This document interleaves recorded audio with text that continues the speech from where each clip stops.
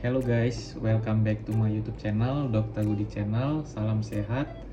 Kali ini kita akan belajar tentang hepatitis dan bagaimana cara penularan penyakit ini. Simak video ini ya.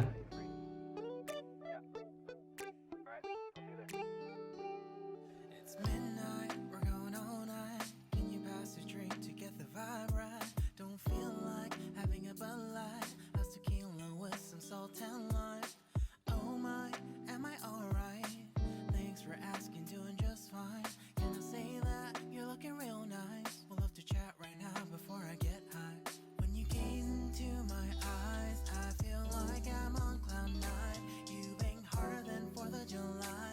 I think I can go all night, yeah. The way you bite your lips, blush and smile you give, you're just so stunning.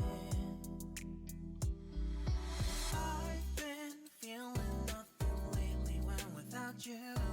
I know that Jadi teman-teman, secara definisi penyakit hepatitis adalah peradangan pada hepar atau hati.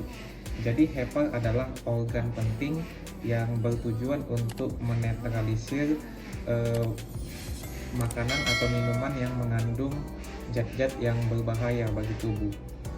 Tetapi dalam tubuh kita sendiri, hepar juga memiliki peranan yang cukup banyak dan sangat luar biasa, yaitu mensintesis protein, menghasilkan zat-zat penting yang memang dibutuhkan oleh tubuh. Sehingga organ tubuh ini merupakan organ yang sangat banyak manfaatnya di dalam tubuh kita. Tetapi hepar sendiri memiliki penyakit ataupun peradangan yang dinamakan dengan hepatitis. Hepatitis ini adalah peradangan pada hepar. Jadi banyak sekali penyebab dari peradangan pada hepar. Bisa terjadi karena alkohol, bisa terjadi karena obat-obatan yang memang bersifat hepatotoksik, bisa juga terjadi karena virus, bisa juga terjadi karena kelelahan atau kecapean, bisa juga terjadi karena faktor autoimun.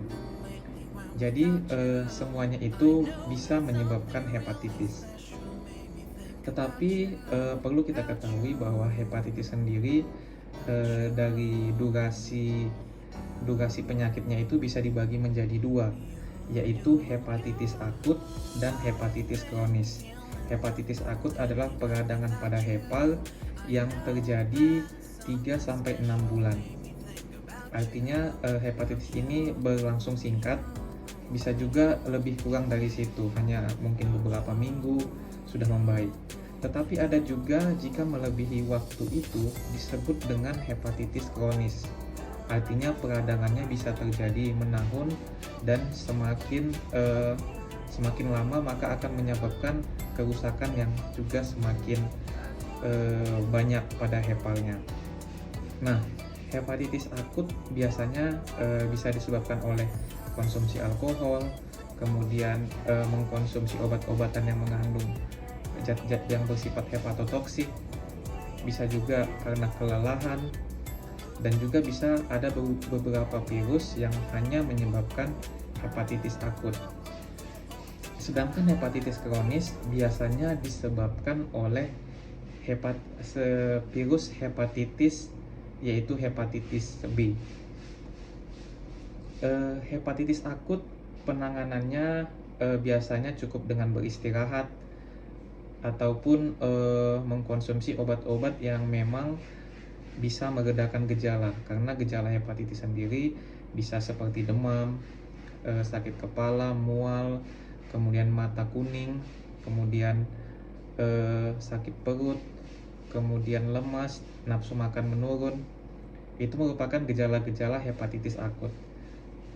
Sedangkan hepatitis kronis bisa lebih parah dan bisa menyebabkan komplikasi-komplikasi yang serius. Contohnya kerusakan pada hepar. Pengobatannya seperti saya katakan tadi, bisa dengan beristirahat ataupun mengkonsumsi makanan yang sehat, dan juga menjaga fisik agar tidak terlalu capek atau terlalu lelah. Kemudian seperti yang saya katakan tadi, bahwa hepatitis bisa juga disebabkan oleh virus. Virus penyebab hepatitis ada virus hepatitis A, hepatitis B, hepatitis C, D, dan E.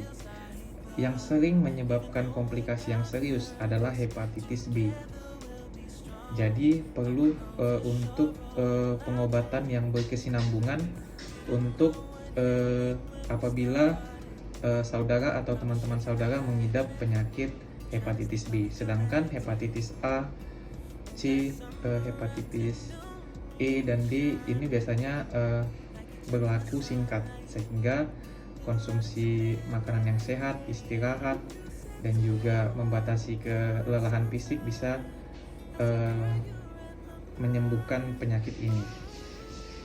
Kemudian seperti saya katakan tadi bahwa hepatitis B biasanya ditularkan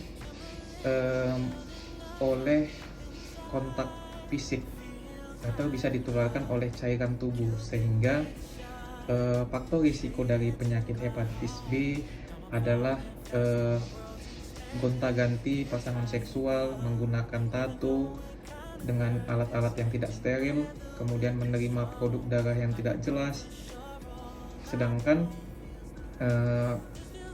pada hepatitis A atau hepatitis C dan E ini merupakan biasanya faktor penularannya itu dari makanan atau sanitasi yang tidak baik. Jadi jika seseorang menderita penyakit hepatitis B, maka sangat dianjurkan untuk berkonsultasi dengan dokter, sehingga perlu dilakukan pemeriksaan virologi. Artinya perlu dilakukan pemeriksaan apakah memang virus itu sudah ada dan menyebabkan kerusakan yang parah pada hati.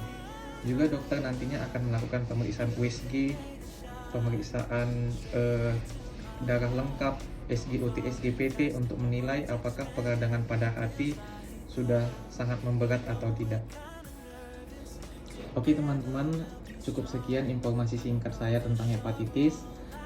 Mungkin nanti akan saya buatkan lagi video yang lebih memberikan informasi yang lebih detail. Tetapi untuk saat ini, video ini mungkin sudah bisa menjadi awal dari pembahasan kita selanjutnya. Terima kasih, jangan lupa like, komen, dan subscribe, dan bagikan bagi teman-teman yang membutuhkan informasi ini. Terima kasih, salam sehat. Catch 'em all.